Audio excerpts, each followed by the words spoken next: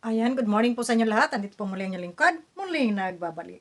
At tayo ay magbibigay ng ating opinion o kuro-kuro dito sa ating mga nababasang walang katahimikan dito sa social media. Pero bago ang lahat, shoutout muna sa aking mga kasamahan dyan. Ayan, shoutout po kay Banat Bagsik at tayo ay nakasilip kagabi sa kanyang live. Pero mamaya re-reviewin po muna natin muli at madaling araw kasi yung live niya dito sa amin. Kaya hindi natin naintindihan kung ano yung mensahe niya doon sa kanyang live. So bagamat masaya ako dahil kahit papaano ay may signal na siya doon at may kasama na kami. 'Di ba? Malungkot kasi pag yung kulang tayo sa ating grupo, So 'yon. Sa aming grupo. Bahala na sila kung anong isipin nila sa aming grupo, wala na kaming pakialam diyan, no. So ayun, at base dito sa ating thumbnail makikita nyo naman, ito ay galing dito sa Ernst Daily, no? Na isinare ni Ma'am Ners, no? Pambihira.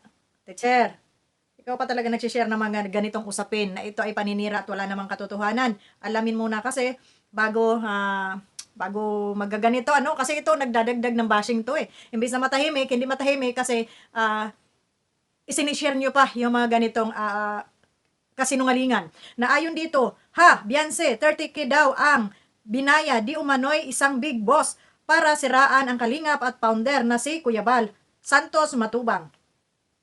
Mang Iking umiyak pagkatapos kinanta ang lahat ng kasabwat. May masasampulan mga traidor ng Kalingap Rab, Kalingap Edo. Ito yung naka-hashtag Kalingap Rab, Kalingap Edo. So sabi nyo dito, bigyan lang natin ng pansin ito. Sabi nyo dito, may big sponsor na nagbaya di umano ng 30K para siraan si Beyonce. Sa tingin nyo, sa halagang 30K, papayag si Beyonce? Na siraan? Siguro kung milyon ang ibibigay, ay baka maniniwala pa ako na siraan, doon sa halagang ganon. Pero sa halagang 30K, maninira ka ng tao kung ito mang ay totoong itong sinasabi ninyo, bagamat alam natin katangahan ito, dahil saan ka naman makakakita nang babayaran ka lang ng 30K, papayagan mo para manira dun sa tao kung wala naman talagang ginagawang masama sa'yo, di ba? At sabi nga ay nakatulong ng malaki sa'yo, tapos sisiraan mo sa halagang 30K, ibibinta mo yung kaluluwa mo sa halagang 30K, o gawa lamang ninyo ang kwento na ito para lalong masira ang pangalan ni Beyonce, no? At sino itong di umano'y sponsor na sinasabi ninyo? Kung talagang sure kayo dito, ibigay ninyo yung pangalan, hindi yung puro kayo haka-haka, at ito yung pinagsisimulan ng bashing, no? Na hindi na natapos-tapos, at ang pinapahamak nyo dito ay ang Kalingap. Tapos isi-share mo pa, Teacher N, naturingan kang teacher, isi-share mo pa ito, na alam mo naman ito ay paninira. Dahil isipin nyo kung ito talaga ay totoong nagbayad, bakit halagang 30K lang? Ang cheap naman nun. Sino yung nagbayad na yun? Kahit ako, hindi ako tatanggap ng 30K. Oy, paninira yung gagawin ko, tapos 30K, babayad mo sa akin. Ano ka, hilo? Tapos yung mga sisiraan ko, yung mga taong nakatulong sa akin mga panahon na yon. Tapos sisiraan ko sa halagang 30K, kasi nungalingang number 1. Ito. Ngayon, sabi dito, Mang Iking umiyak pagkatapos kinanta ang lahat ng kasabwat. Sino ang umiyak? Alin? Alin ang umiyak? Yung ni-replay ni Sangkay na video na kung saan ay nag-live si Dr. Lab at pumasok doon si Kalingap Rab. Kaya doon umiyak si Dr. Lab na ni-review na naman at kinalkal na naman ni Sangkay. Yun ba sinasabi ninyo? Na inamin ang lahat? Anong inamin? Hindi nga nagla-live si Dr. Lab tapos gagawa kayo ng kwento. Kesyo inamin ni Dr. Lab ang kasabwat ng lahat. Sinong kasabwat dito? Sinong kasabwat? Dito ay walang kasabwat. Maaaring itong pamilyang ito ay humingi ng payo o opinion dun sa mga kanilang mga kakilala at yung iba ay nag-offer, kagaya ng sinasabi nilang sponsor o pinagbibintangan nilang na si Nika ay may alam sa pasikot-sikot sa Maynila, kaya sinamahan sila. Pero kung sasabihin ninyo, na may mga kasabwat, dahil nagpatulpo, kusang loob nila yon. I'm sure 100% ako dyan. Kusang loob nila yon dahil base nga sa comment. Base nga sa comment doon sa live ni Kuya Bal na habang nagla-live si Kuya Bal ay nilalapa ng mga viewers doon, nag-comment si Hansel na sabi niya ay magkita-kita na lamang tayo, magharap na lang tayo sa tulpo para matahimik ang lahat. Di ba binasa niyo yung comment na yun? So, nung mga panahon na yun, siguro walang nagsusulsol sa kanya dahil nakikita niya kung ano yung ginagawa dito sa comment section na pambabalahura at pambabasto sa kanilang pamilya. So, nagka-ideya siya na ipapatulpo ko kayo pag hindi kayo nagsipagtigil. So, doon ba may nagsulsol kaagad? May nasa likod ba kaagad niya noon na habang siya ay nagko-comment? Malamang wala. Idea niya yun dahil napapanood niya. Ngayon, sasabihin ninyong, mananagot ang mga nasa likod nito. Alam niyo, malaking katangahan yan.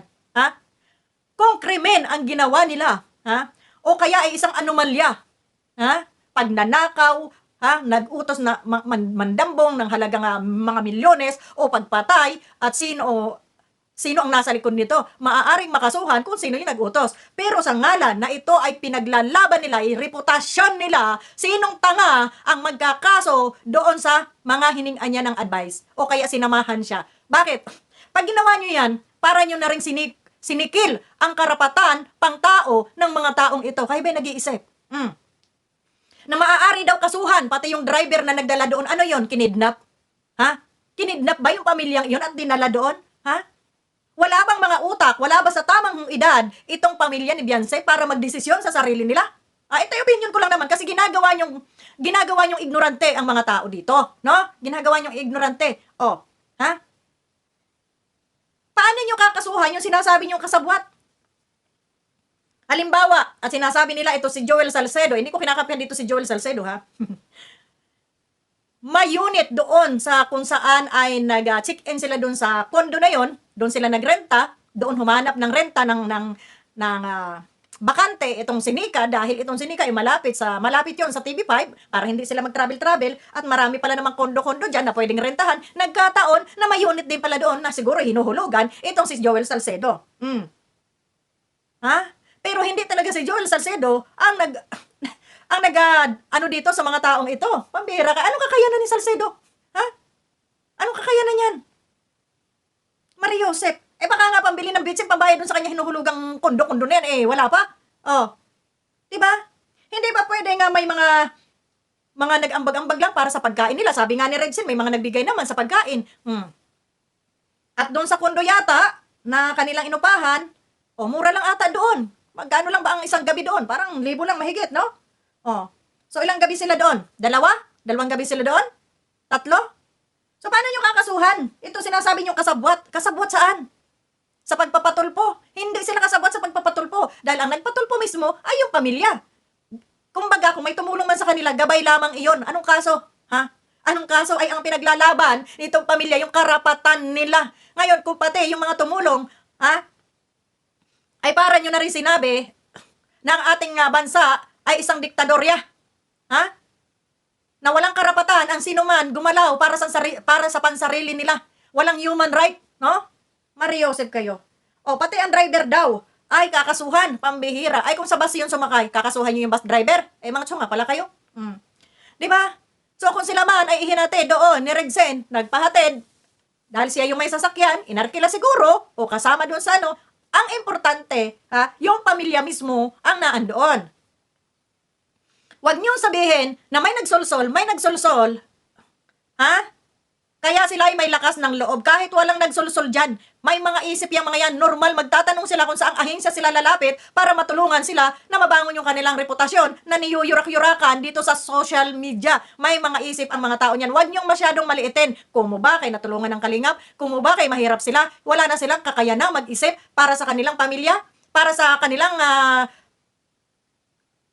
ikagagaan ng kanilang dalahin na problemang ito? Hindi na ba sila pwedeng magtanong-tanong kung saan sila pwedeng humingi ng tulong? Masyado yung minaliit. Di ba? So, yung sinasabi ninyo, dito na nagbayad ng ang 30,000 para siraan ang kalingap, ito may sagot si Ang dami yun lang talagang kaikikan. May sagot dito, Sabi ni puro kayo fake news. 30K yan. Yung pera ng anonymous sponsor para sa Korean hindi natuloy. Tapos sabihin yung binayaran ng sponsor sa halagang 30K para masira ang kalingap. Utot nyo, paniwalaan nyo sarili nyo para meron kayong ma-reaksyonan sa live nyo. Yun. So, ibig sabihin, itong pera na 30,000 na ito ay doon sa anonymous na ibibigay sana dito kay Beyonce na pagkakarinig ng iba dito ay binawi rin naman ng mga sponsor,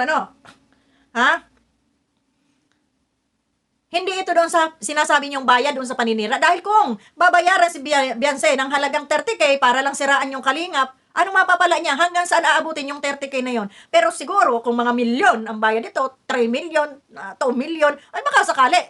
Baka sakaling mag-isip tayo na pinatos nila dahil milyon na. Makasira man sila ng pamilya, masira man yung pamilya nila, yung reputasyon nila, at least, may pera sila. Putang ina, sa halagang 30K, pang gasolina lang ito, papuntang Maynila, ubos na, tapos maninira ka, tarantado kayo. Diba? Pang gasolina lang to, kulang pa, papuntang Maynila, galing Bicol. Magpapatulpo pa, pipila pa doon sa Bicol, 30K lang, ang cheap nyo naman. gagawa lang kayo ng kwento para lang may mapagkwentuhan, para lang kayo may pagpasapasahan dyan sa inyong social media, Facebook page, ha?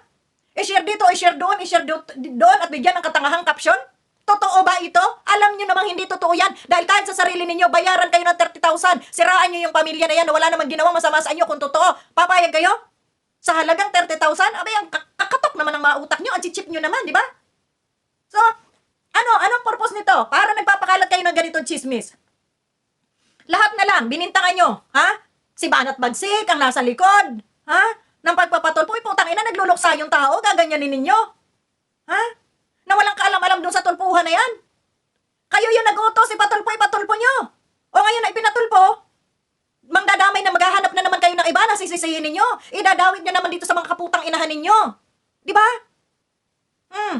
Wag pati kayong share ng mga ganito. Imbis na matahimik, kayo yung sumisira. Nasa kalingap kayo, hoy.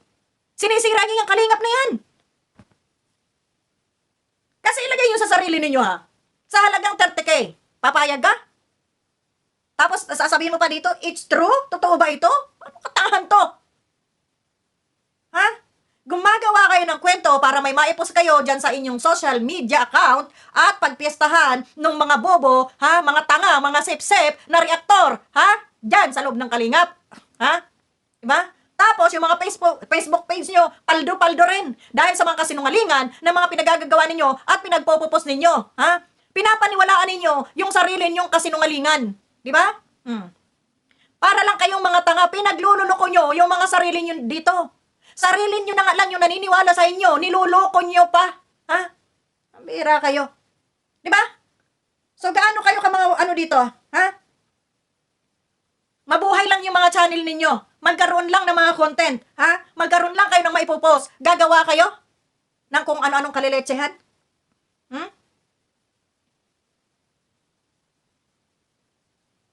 Diba? So bakit hindi kayo maghintay sa paghaharap nilang muli? Ha? Hintayin nyo kung ano ang magiging reaksyon doon sa kahihinatnan doon sa kanilang paghaharap muli sa barangay. At sinabi na maghaharap sila sa barangay. Bakit hindi nyo maghintay yun? Para malaman natin ang totoong kasagutan nila nang hindi kayo gawa ng mga kasinungalingang kwento para lang mayroon kayong pagpiestahan dito sa social media at lait-laitin ninyo yung pamilya. Ang laitin ninyo yung idol ninyo. Ha? Iyon ang laitin nyo. At saka itong si Kapodi na pinag-ugatan ng kaguluhang lahat. Ha, Kapodi, huwag kang tapang-tapangan dyan. At yung itsura mo, hindi man lang kami masindak sa pagmumukha mong yawa ka. Diba? So, yun. Ito po ay siguro yung mga kasinungalingan. Kasi base sa akin, nilagay ko lang sa akin sarili. Sisiraan ko ang isang Balsantos Matubang na maraming natulungan, na pati ako ay natulungan sa halagang 30K, panggasolina papuntang Maynila. Ha? Kulang pa pang bayad sa kondo, kulang pa. Tapos pipila ako doon sa tulpo, para lang manira sa halagang ganito. Sinong gumawa ng kwento na ito? Hindi nyo man lang ba naisip yung katangahan na ginawa ninyo at kabubuhan, may maipakalat lang kayong fake news? Kayo daw ang bigyan ko ng 30K. Sige daw. Ha? Papayag kayo? Magrenta kayo ng sasakyan, galing Bicol, papuntang Maynila. Pagdating sa Maynila, mag-aarkila kayo doon ng kondo para tirhan nyo. Ha? Habang kayo ay pumipila doon sa tulpo. Sa tingin nyo, yung 30K na yan, sasapat sa inyo? Ha? Panggasolina, arkila, ha? Bayad sa kondo, tingin nyo yung 30K nyo? Ha? Sasapat? Para lang siraan yung tao doon sa, sa tulpo? Hindi ba nyo naisip? So dito pa lang, ha? Halatado na kayo na gagawa lang talaga kayo ng kwento para lang may mapag-usapan kayo. Ha? Meron lang mareaksyonan. O kagaya ko nito, ito may reaksyon ako. Ito yung gusto nyo? Ha? Na hindi matahimik? Dahil pag nagawa ng isang katangahan yung isa, post doon sa kabila, share doon sa kabila, share doon sa kabila, kahit alam nyong nakakasira, kahit alam nyong hindi totoo. Ngayon magtatanong pa kayo, it's true? Ano yun? Parang hindi kayo nag-aaral nito. Ha? Na kahit sarili nyo bayaran kayo ng 30,000 para manira kayo, tatanggapin nyo? Abay, kulang. Bigyan mo ko ng milyon. Ha? May pamasahe ako pabalik, may panglamyerda ako doon, may pasarap ako ng buhay doon, magpahila-hilata ako, pipila ako sa tulpo, sisiraan ko kayo, at least may matira pa sa akin. Ay, yung 30,000, ha? Anong matira sa'yo dito? Pupunta ka lang sa tulpo para manira sa halaga 30,000, mga bubo kayo, mga putang ina ninyo, sarap nyo pagsasampalit. Oh, so yun lang. Kayo yung gumagawa ng kasiraan dyan sa kalingap. Sige, ilubog nyo ng ilubog yung kalingap nyo. Ha? Bihira kayo. Nakakaano na kayo, nakakaano yung ano nyo. Ha? O, meron pa. Mamaya, abangan nyo yung ating live. So, yun lang muna. Bye-bye.